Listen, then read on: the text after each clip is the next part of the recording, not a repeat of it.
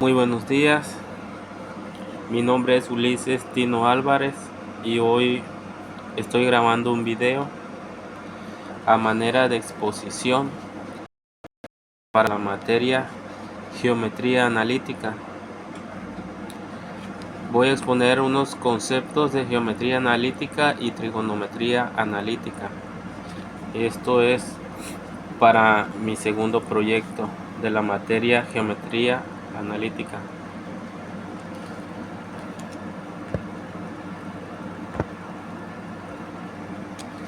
A manera de introducción, tengo como introducción al tema de la geometría analítica bidimensional y la trigonometría analítica, tenemos estas dos que son ramas de las matemáticas y se combinan con otras ramas como el álgebra, la trigonometría y la geometría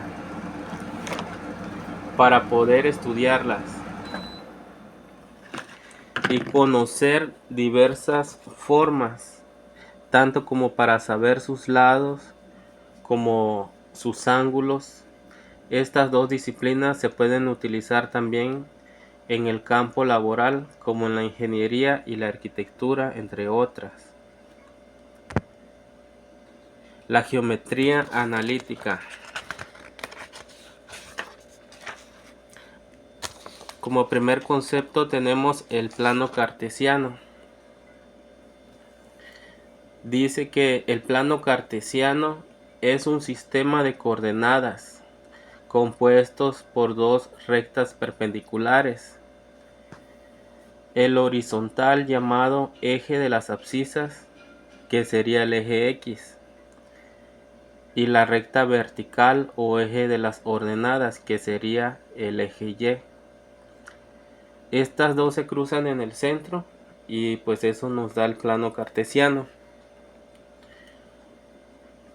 Como segundo concepto tenemos el punto y las coordenadas. Cada punto que se presenta en el plano es dado por la intersección de un par de coordenadas, que serían la X y las Y. Cuando estas dos se intersectan, ahí nos da un punto, que también sería una coordenada. El siguiente sería distancia entre dos puntos.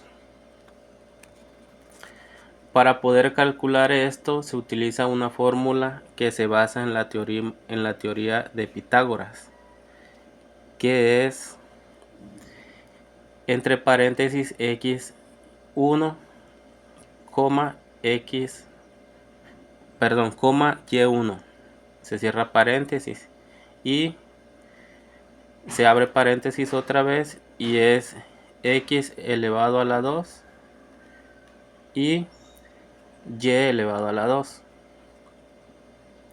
La línea recta. La línea recta es una sucesión de dos puntos que se dirigen al infinito sin cambiar su dirección.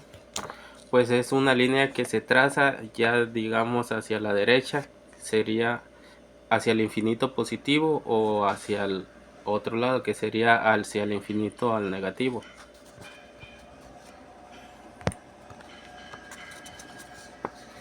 El siguiente punto sería pendiente de una recta. Esta se puede medir la inclinación de una recta respecto a su origen X. Después tenemos el lugar geométrico. Dice que el lugar geométrico es un conjunto de puntos expresados por una ecuación y cumplen con una propiedad geométrica. Por ejemplo, las rectas, circunferencias, parábolas, etc. Después tenemos otro concepto que serían las secciones cónicas. Las secciones cónicas. Dice que estas son figuras que se generan a partir de intersecciones cónicas y un plano. Estas se expresan por ecuaciones cuadráticas.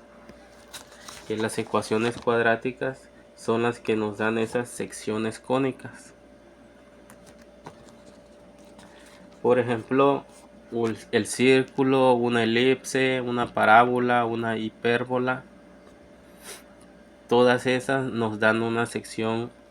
Todas esas son secciones cónicas que se expresan a partir de una ecuación cuadrática.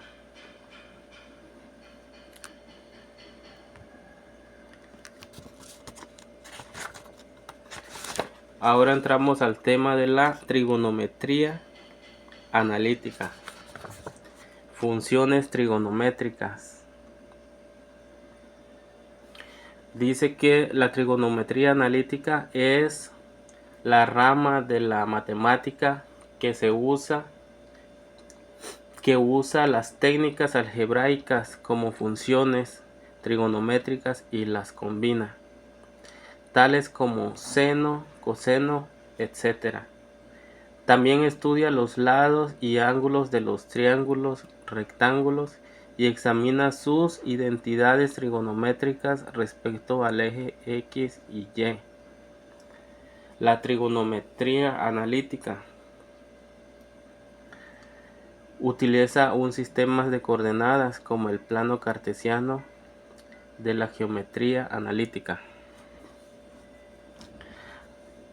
Las funciones trigonométricas serían el seno, coseno, tangente, cosecante, secante, cotangente, como conceptos generales. También aquí se incluyen el dominio y el rango, que el dominio y el rango pueden ser al infinito, ya sea positivo o negativo. El espacio bidimensional. Bueno,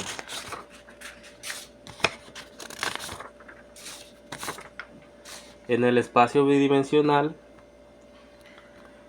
dice que se representan figuras planas con largo y ancho. Esto sería el espacio bidimensional, que sería en 2D, incluyendo cónicas como la circunferencia, elipse, parábola e hipérbola, resultantes de cortes de un cono. Esto serían figuras en 2D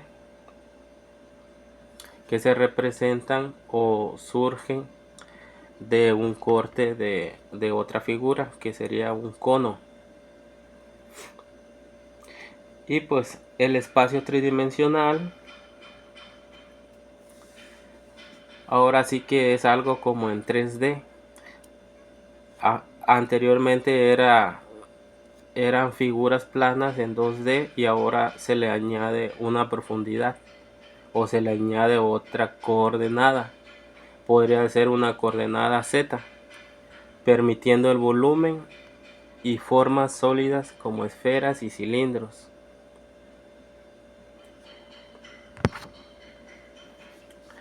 Y pues esto en esto se incluyen elementos como puntos, líneas, polígonos, curvas, planas. Las cónicas también son curvas resultantes de la intersección entre un cono y un plano.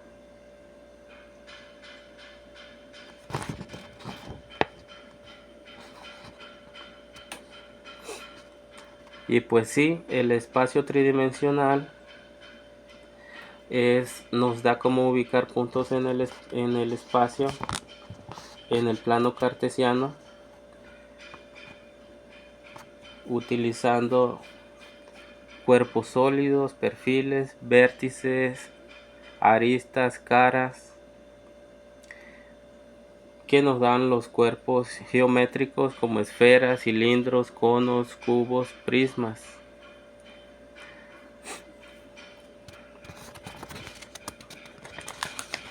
Y pues ahora tenemos las ecuaciones paramétricas y polares. Bueno, ahorita podemos ver que las ecuaciones paramétricas son una manera conveniente de describir curvas o de estudiar la posición de una partícula o un objeto en dos dimensiones en función del tiempo. Se utilizan ecuaciones paramétricas y coordenadas polares para poder ahora sí que poder interpretar la curva que nos da las ecuaciones paramétricas. También son conceptos matemáticos distintos pero relacionados que proporcionan formas alternativas de representar y analizar curvas y figuras geométricas más allá del sistema de coordenadas cartesianas estándar. Las ecuaciones paramétricas nos expresan las coordenadas de los puntos de una curva como funciones de un parámetro, normalmente denotado como t, que pues la t se le da el valor del tiempo. Este enfoque permite la representación de una gama de amplias curvas y simplifica la descripción del movimiento a lo largo de una trayectoria. Por otro lado, las coordenadas polares especifican la ubicación de un punto en un plano utilizando una distancia desde un punto fijo, que sería el origen o sería el punto cero, y un ángulo desde una dirección física, que a este se le denomina eje polar. Estos dos sistemas de coordenadas son particularmente útiles en varios campos, incluyendo la física, la ingeniería y pues la arquitectura. Por ejemplo, en la rama de la ingeniería, poniendo como un ejemplo el trabajo en el que yo estaba trabajando, que es en el mundo de la inyección de plástico. Pues para determinar ciertos valores de la máquina o ciertos parámetros, se tenía que sacar algo que se llama el área proyectada, que es básicamente pues el área de la pieza a utilizar. Entonces esto nos daba valores como la presión, el tamaño de disparo, el volumen que se va a inyectar de plástico a la masa, al molde también, para que se pueda formar la pieza.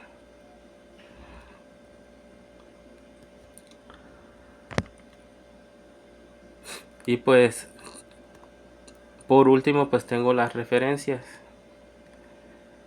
que serían estas. Y pues como otro ejemplo de la geometría y las ecuaciones paramétricas y las figuras que nos dan como las hipérbolas y etcétera, pues se utiliza también en la arquitectura. Muchas veces hay arquitectos que utilizan ese tipo de figuras como las hipérbolas para hacer techos curvos.